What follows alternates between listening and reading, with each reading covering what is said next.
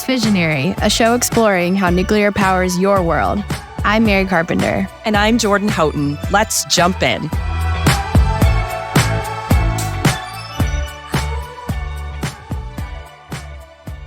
Hey, Visionaries. Welcome to today's episode. And hi, Mary. Hey, Jordan. How's it going? It's going really well. I'm very excited for today's episode because we are talking to two researchers from the University of Missouri, which is where I did grad school. So you're going to hear it from them, but I'm also going to say MIZ to kick off this episode.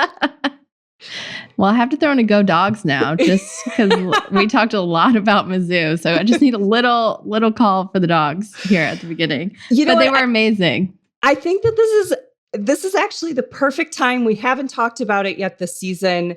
Nuclear is everywhere at college game day. Oh my God, I love it. It's so fun to see all the signs, and I love how into it the students are getting. I need to see more though. I don't think I saw one this weekend. I was trying to remember. I missed most of this weekend, so I didn't see, but it was almost every week in a row to start out. And then we talk about this later in the episode, but the Missouri football coach actually gave a shout out to the Research Reactor when he did his game day interview. And it's just like really wild crossover that it's like, is this real life that it's like football and nuclear?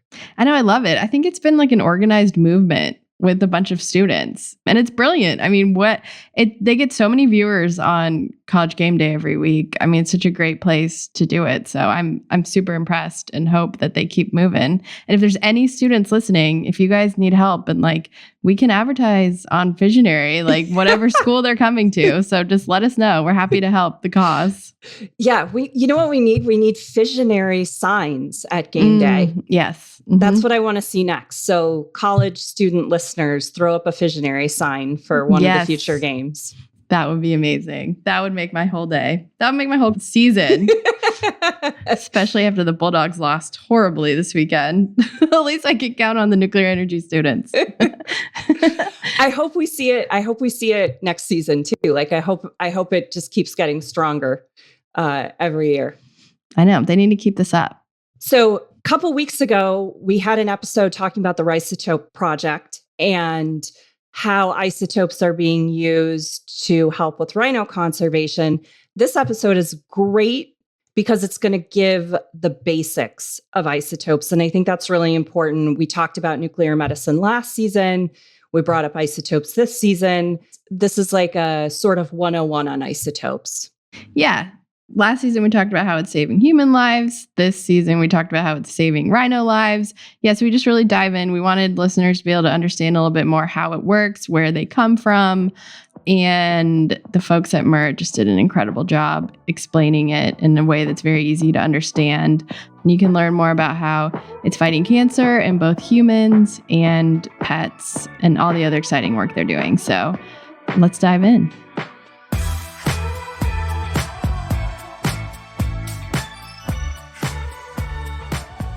Today, we're joined by two leaders from the University of Missouri Research Reactor, Mike Hoehn and John Brockman, who are at the forefront of nuclear research and education.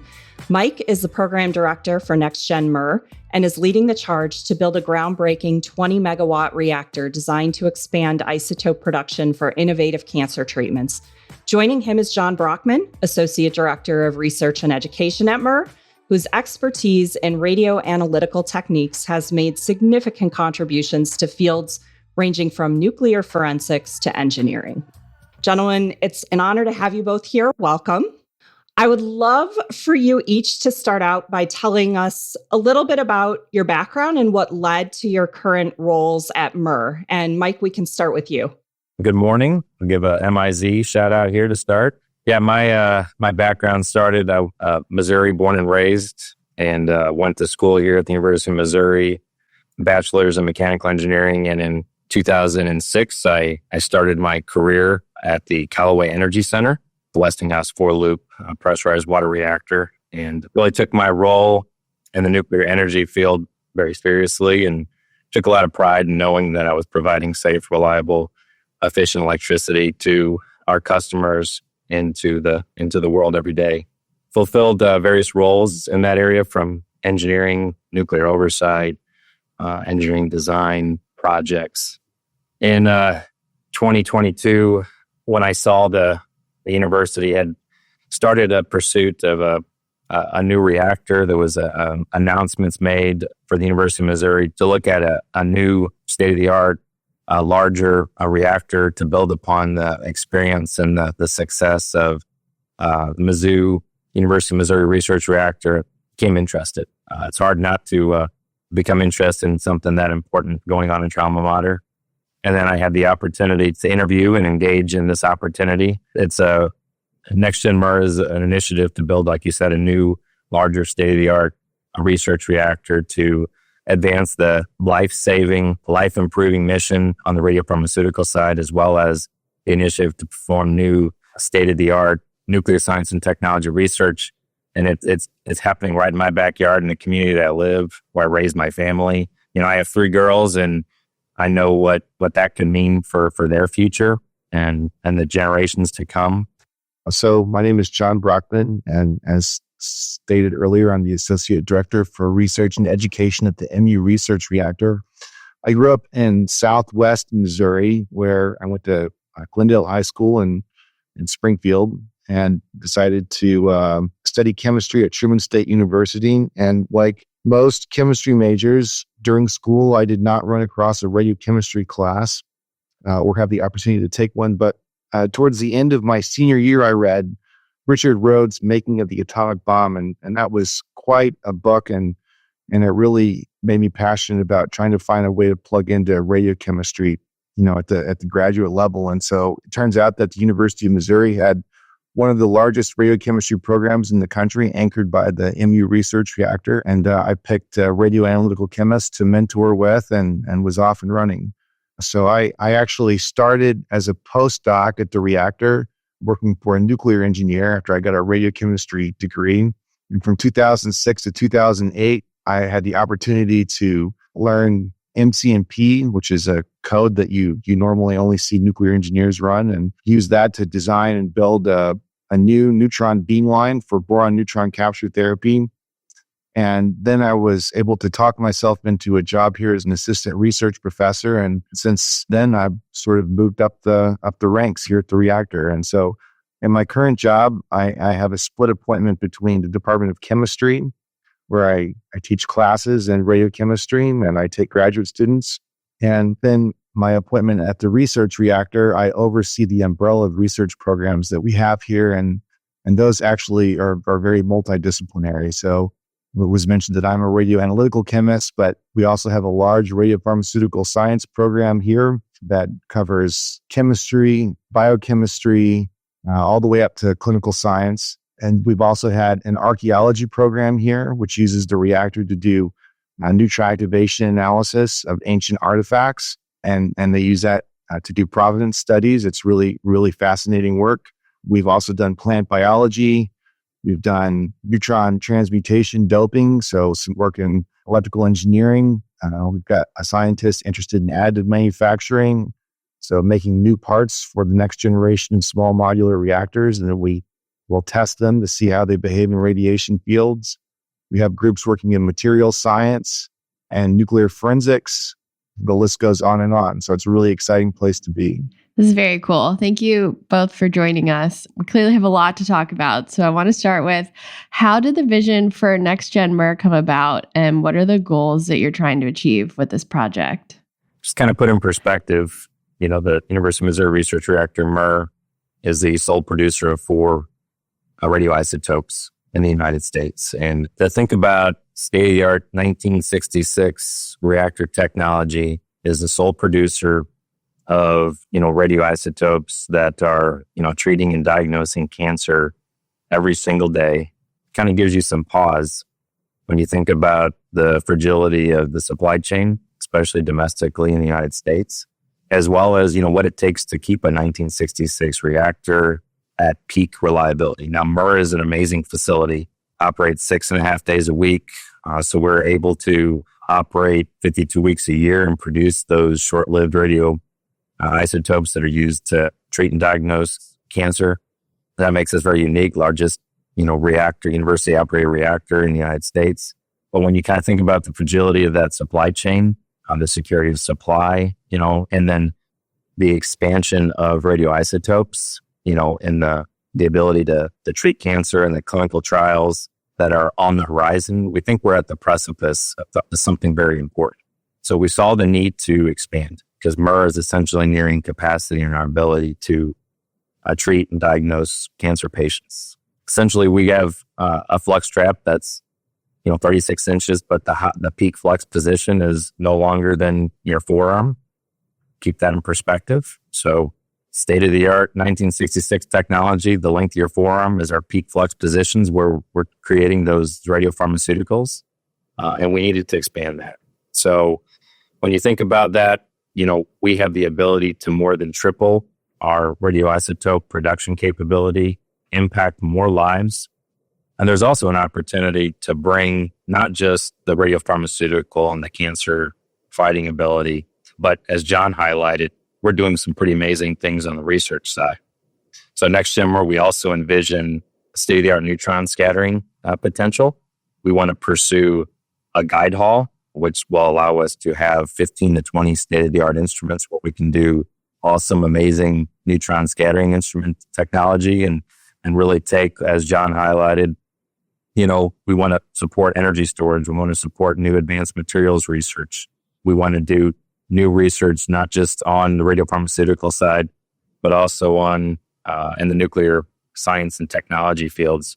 So the ability to impact our local, our state, our nation's economy, bring not just, security of supply from radiopharmaceutical standpoint, but also expand our neutron scattering portfolio and work with the national labs, work with National Science Foundation and the National Institute of Science and Technology to pursue that advanced portfolio. It's an amazing opportunity. This is the first time we've had the chance on Visionary to talk to a university-centric program, and the timing is really great because a few weeks ago at the start of college football season, there was a nuclear engineering student in Texas who got his I Love Nuclear sign broadcast on College Game Day, and we've seen several more of those in the weeks since. And I'm wondering if there's been any sort of excitement around nuclear on the Mizzou campus as part of the football season. Are you seeing anything there, or what's the feelings with the students in general around the programs? I think it's not just the students, it's faculty, it's staff, it's the state's excited. For example, our head football coach, Eli Drinkwitz, was on College Game Day with Spot the Robot walking around on the football field. But, he gave a shout out to the University of Missouri Research Reactor and the largest university operator research reactor in the United States. So when your head football coach of an SEC football program is giving a shout out to the research reactor, that's pretty special. And it's pretty awesome to have that energy, that excitement. People were swinging by my tailgate this past Saturday when Mizzou was playing and, gave them a few stickers. And what's awesome about it is we get to tell the story, the amazing story of MURR, which I don't think has been told enough over the last 58 years. And then we also get to share this vision of what NextGen MURR can become operating in parallel with MURR. I saw that game day. I was so excited. That was awesome. It was almost surreal hearing a football coach talking about nuclear. It was like, this is really happening? How awesome is that? Yeah, and Spot was just walking around. That was really cool. So how does having MURR on campus help get students involved and young people interested in nuclear? So we have a variety of outreach programs to get students involved. And that includes regular tours that we host for undergraduate students at the Honors College, and then many of the other classes that are on campus. We also teach classes using the MURR. So we have a laboratory. You can take an undergraduate course in radiation detection and measurement. It's either offered through the engineering school or through the chemistry department, depending on where you are and where you need the credit. And in that class, students are able to handle radioactive materials, and including doing wet chemistry labs with radioactive tracers, which is pretty unique within the university system. There's not too many other places that you can go and handle a laboratory where you can have access to chlorine-38 or one of these other short-lived radio tracers to do a real chemistry experiment. We also host events like Boy Scout Merit Badge Academies, and there's community outreach events to local high schools where we'll bring in high school teachers and tour them around the MURR and give them access to kits where they can go back and do a radiation detection and measurement laboratory for their own high schools.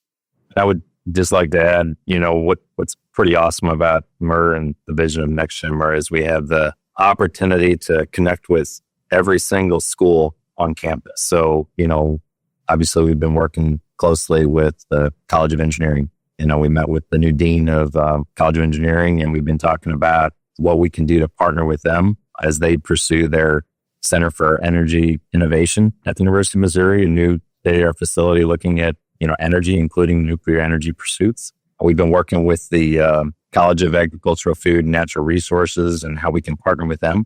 Obviously, we have a strong presence there in the state of Missouri, so it's important we look at what we can do to help there.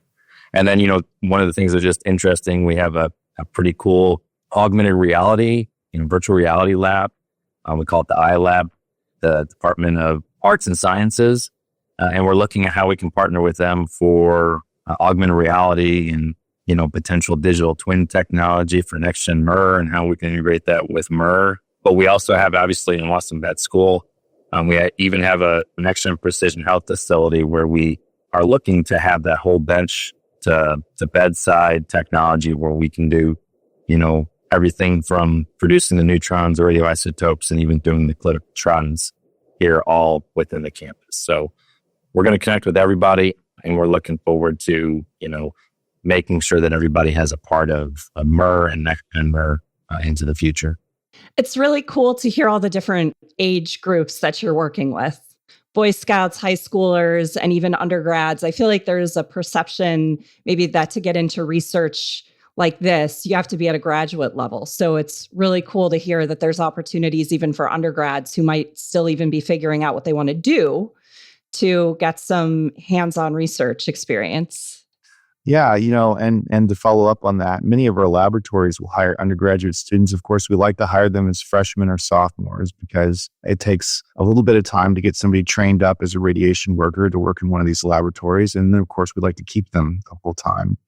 And they do things that range from independent research. So they'll work with their advisor on a research problem. But we also have many other types of jobs where you can come to the reactor and you can work with an HP tech and learn how to do health physics. Or you can do a tour with operations over the summer and you can crawl all over the reactor and see where every pipe goes and where every lead brick is stored.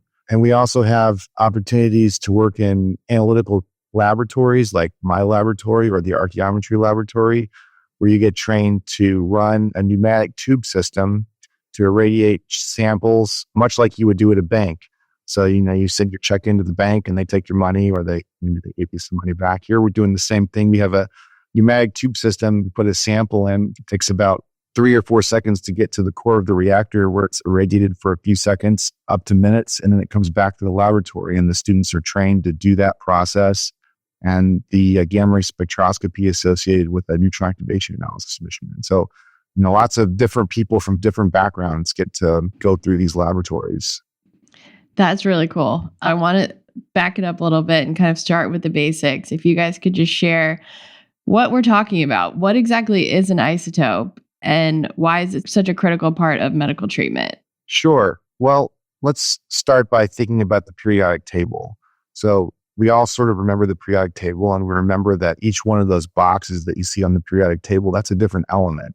And the different elements are distinguished by the number of protons that they have in the nucleus. Each one of those elements, distinguished by the number of protons, can have different number of neutrons.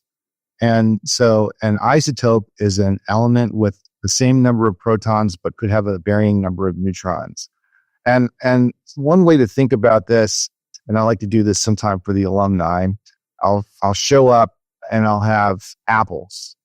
And I have a red apple and a green apple. The apple is the element, and each of those apples tastes the same, right? So it has the same chemistry. But there's a difference in that the red apple has a certain number of neutrons in the nucleus, and The green apple has a different number of neutrons in the nucleus. So they're both apples, but they're just a little bit different because they have different numbers of neutrons in the nucleus. So those are like isotopes. If I take one of those apples and I put it into the reactor, it gains neutrons, becomes unstable, and spontaneously decays into an orange, right? And that's what's going on when we do transmutation in a reactor, right? So we're taking apples, we're making oranges. The orange is the radioisotope that I'm interested in making. And so the radionuclide that I've made in the reactor, the radioisotope, it's unstable. So it has excess energy in the nucleus, an unstable number of neutrons and protons. And it wants to give up some of that energy. And because we've added a neutron, mostly those elements want to beta decay, which turns a neutron into a proton, right? And so that's what we're leveraging to make our radioisotopes. Now, some of those radioisotopes are valuable for nuclear medicine, and they have to fit a very specific criteria to be useful for nuclear medicine. So you need something with the right half-life. So in theranostic nuclear medicine, the idea is that you create this molecule, and the molecule has some feature on it that targets a tumor cell.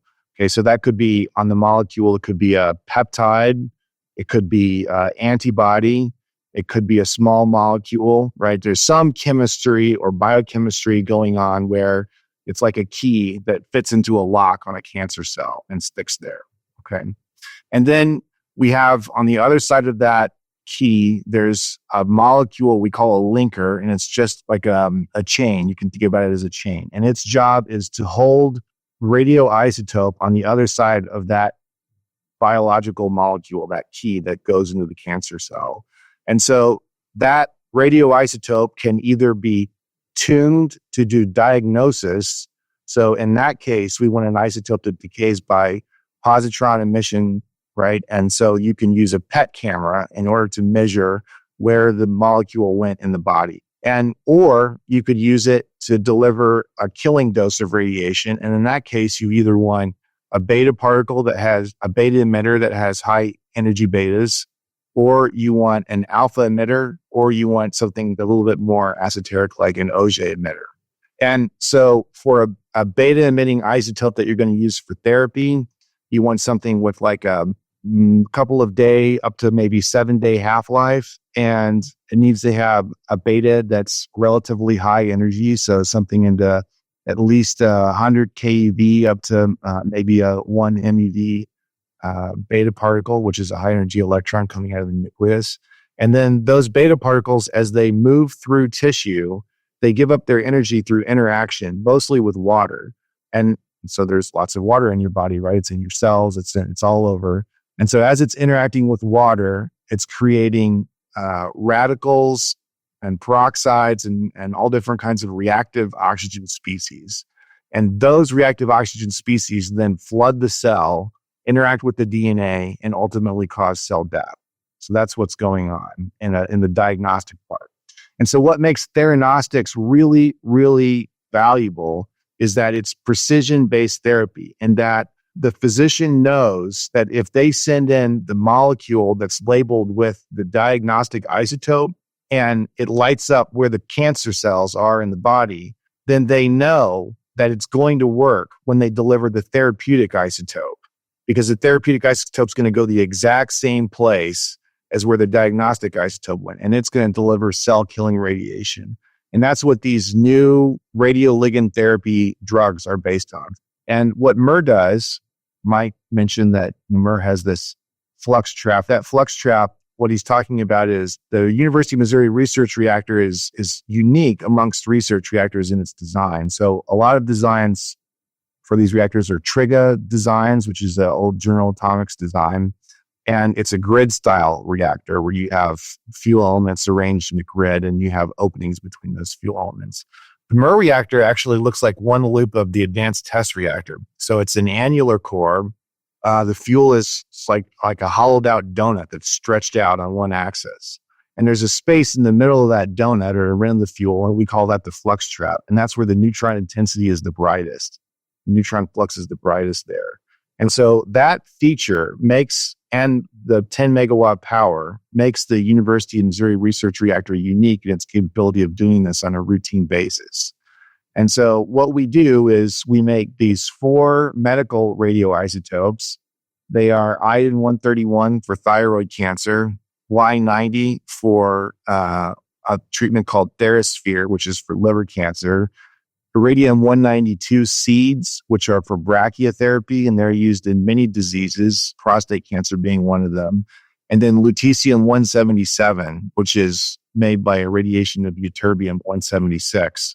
And the high intensity of the neutron flux and MURR's operation cycle make it possible, and only possible, at this research reactor to be able to make those isotopes.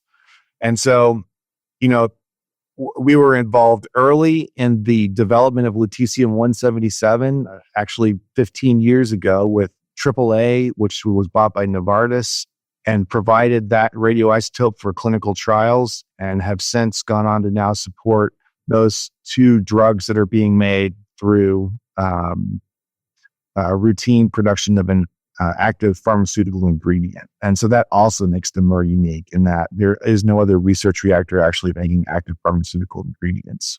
John, this is a great science lesson, very helpful for listeners. We talked to last season, actually, Dr. Pauline Moyart, who is a nuclear medicine physician in Europe, and she was able to talk a lot about how the isotopes are used. It's really exciting to have the background now on how they're produced and where they come from before they actually get to the treatment setting. And can you tell us a little bit about how challenging is it to produce these isotopes? Is the process easy? Is it hard? Does it take a long time? What does that look like? Yeah. So, on the surface, the process looks easy, right? You take a sample and you stick it into the core of an operating nuclear reactor and wait and pull it back out again. And it doesn't seem like it should be that hard. But of course, in fact, it is very challenging.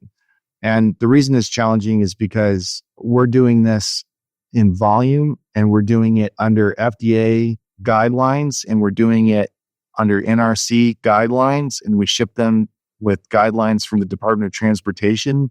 And oftentimes they go overseas. And so you have Homeland Security involved, and then you have to have the regulatory agencies on the other side, in the other country involved. And so it's not as simple as you might think. It requires a lot of moving parts.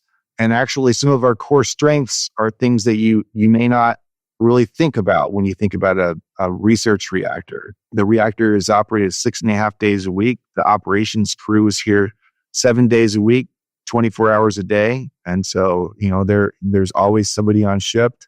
Our health physics team has to be able to take care of these high activities that we're making, right? And all that has to be proceduralized. And they have to, once they're come out of the reactor, they have to go into hot cells. So in this reactor, we have something like 25 hot cells, soon to be expanded up into the 30s for isotope production. And these hot cells are giant lead boxes with up to 8-inch thick walls. And an 8-inch thick wall lead hot cell weighs as much as a Boeing 737 airplane, but it's in a space about the size of your bedroom. And then shipping is also very challenging. So there's lots of rules around shipping radioactive material, as you can imagine. You can't just ship it in any box that you buy from FedEx. So we have extensive experience shipping radioactive packages. Last year, we shipped 7,500 radioactive packages around the world. That requires quite a team. We do that by private courier. Sometimes they fly out of airports like Chicago or St. Louis.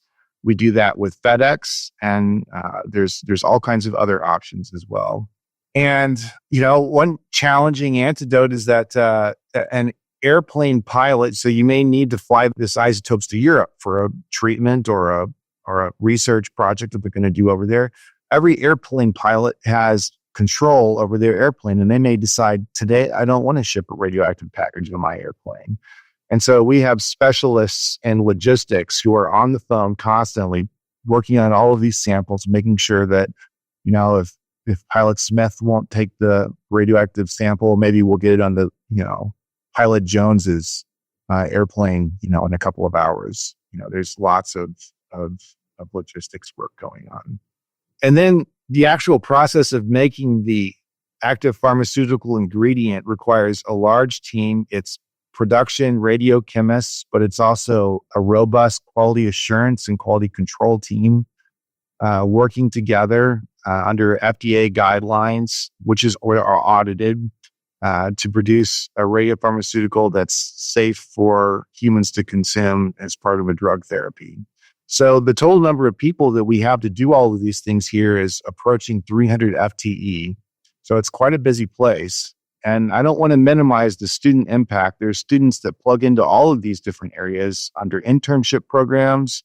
We have our own training programs to train people how to do this because, of course, you can't just go find somebody with a college degree in radiopharmaceutical development chemistry or radiopharmaceutical production chemistry, right? So is this why you're the only ones creating some of these isotopes? It's just the complexities from, it sounds like, regulations to delivery? Yeah, there's some of that. It's a unique facility. So Mike has mentioned this 10 megawatt power. That makes us unique.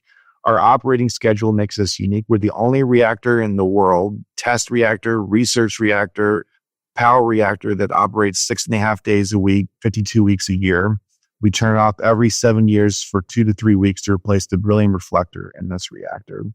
And you need that cadence in order to produce radiopharmaceuticals because these have a shelf life such that you have to use the isotope the week that you made it, or it's not good. You can't store it. So if we don't run this week, cancer patients aren't treated by the end of the week. They're not treated next week. So that's the challenge. I have a logistical question because you're mentioning having to use the isotopes within a week of producing them. So you're producing them constantly to keep them going. What if there's like a snowstorm and like what do you do?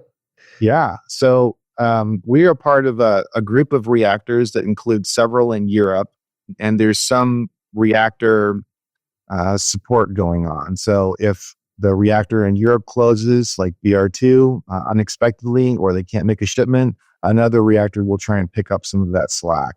Yeah, and then there's all kinds of things that happen. So there's snowstorms, there's volcanoes in Iceland that make flying airplanes over the Atlantic impossible. There's unstable political conditions. There are lots of different problems can arise where you can't get your material. And it is true, that if these research reactors and these isotope production reactors don't operate, the people don't get treated. And a big example of that over the last couple of weeks has been a reactor in Europe that is shut down unexpectedly, and it's going to result in a molybdenum-99 shortage. A molybdenum-99 is the parent for Tech-99M. Tech-99M is used as a imaging agent, something like 30 to 40,000 times a day in the United States. And it has a 66-hour half-life, the parent does. And so if the reactor is not running, there's no Moly-99 and Tech-99M available for nuclear medical scans for patients across the United States. There is no domestic supply of Moly-99, Tech-99M right now. Everything has to come from Europe or Africa.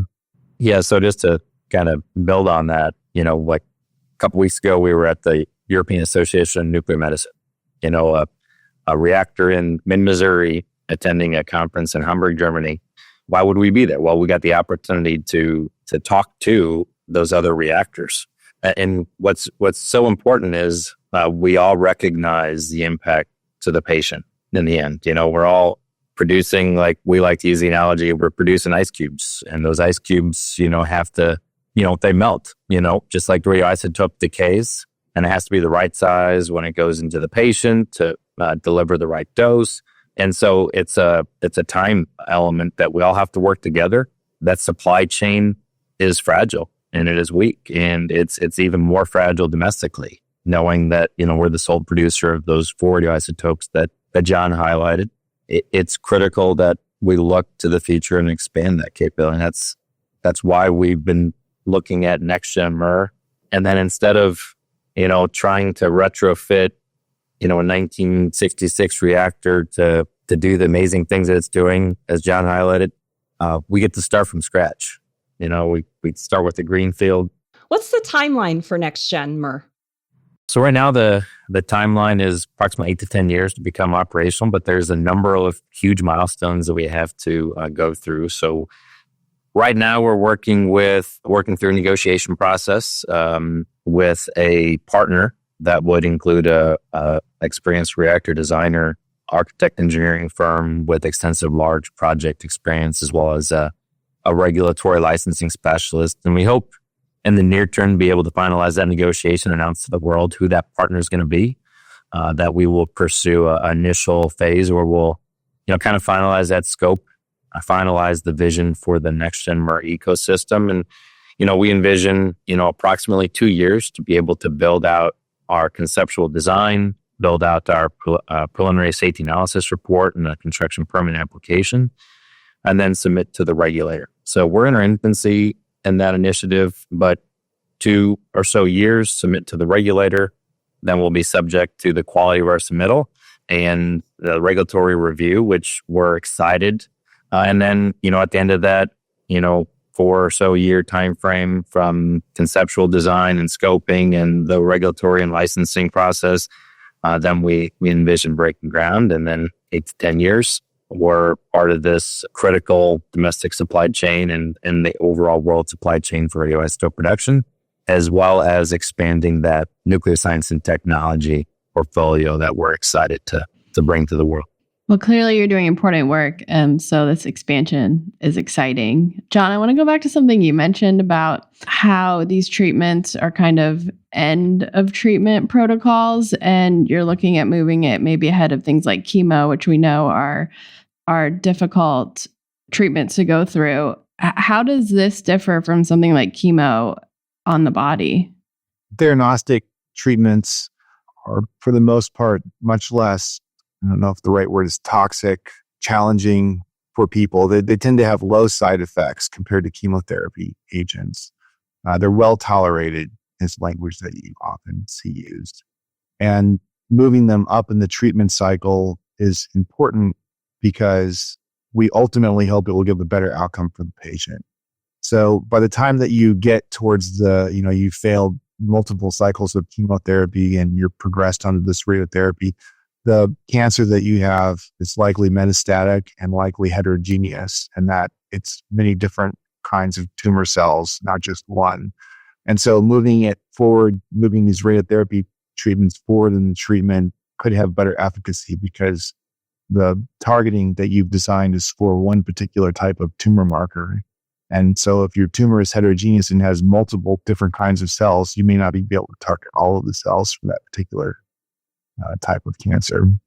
It's so cool to hear. I mean, obviously the medical applications for humans and our favorite pets is amazing.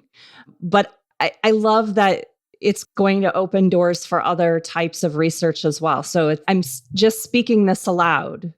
Go to the University of Missouri to study because, well, first of all, it's an amazing campus. I can say that firsthand, but so many opportunities regardless of your interests. That's right.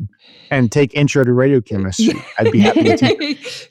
But, it's amazing now, but we really see this as, a premier destination, even moving forward as we pursue NextGen MURR. And that's what's so exciting for, the city of Columbia, Missouri, the state of Missouri, and then overall the nation.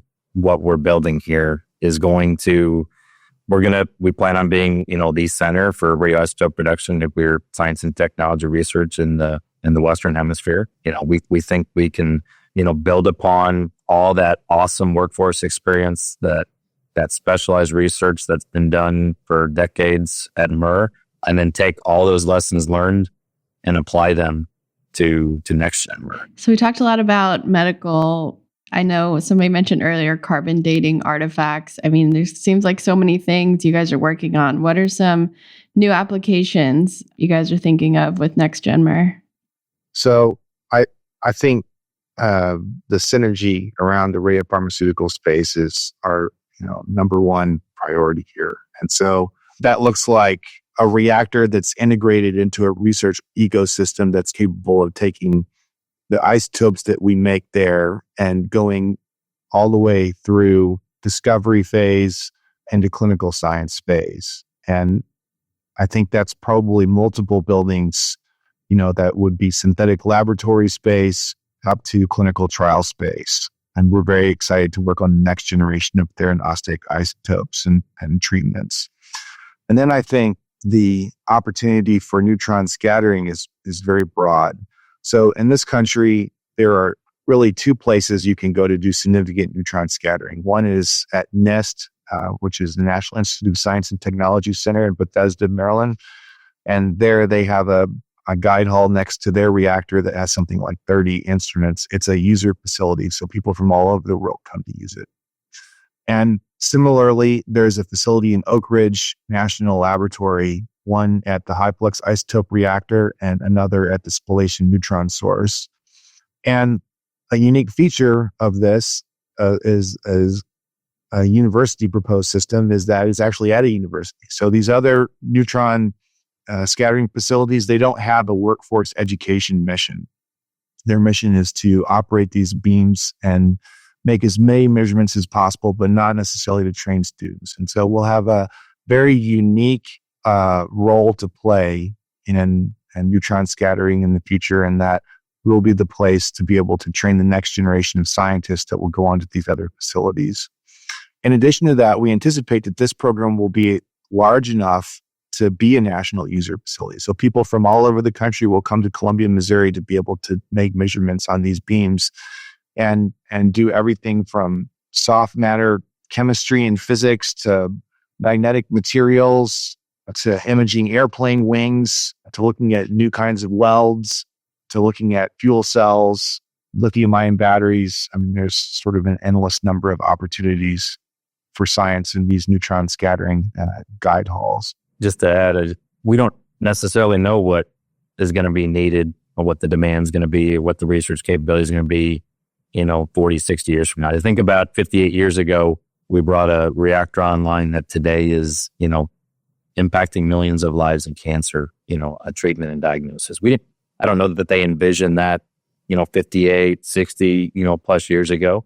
And so my role, and our role from the NextGen MURR team is to design a reactor that can support the current tactical, radioisotope, the radiopharmaceutical, vision and mission that we have at the University of Missouri, build upon the existing, neutron scattering capabilities that we're doing today, but also have the ability to, break out the crystal ball and, envision what it can be. So we need to have a reactor design that has modular, adaptable, flexible capabilities. And that's an awesome engineering design challenge that we're taking on. And hopefully, who knows, 50, 60 years from now, somebody listens to this podcast and says, hey, they hit it right on the head. Okay, last question. Last TV show that you binge watched? I think the Outer Banks thing on Netflix, but I was literally watching that last night. I did watch Indiana Jones and The Last Crusade with my daughters over the weekend. It wasn't a TV show, though. It was a blast from the past. That's always a good one, though, right?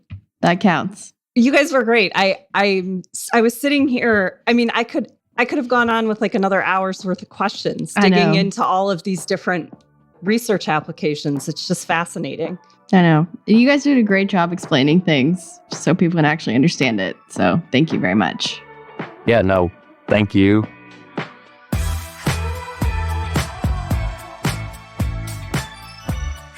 I loved that episode. Mike and John are just so incredibly smart, and they're truly doing so much to change the industry, the nuclear energy industry, but also the healthcare industry. I mean, the work they do are saving people's lives. So that was a really great conversation.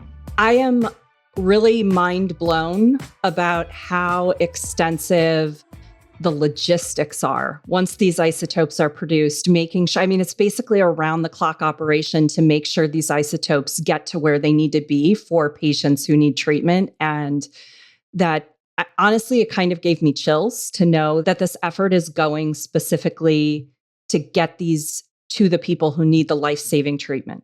Yeah. And I had personally didn't even know that it had such a short shelf life of only a week.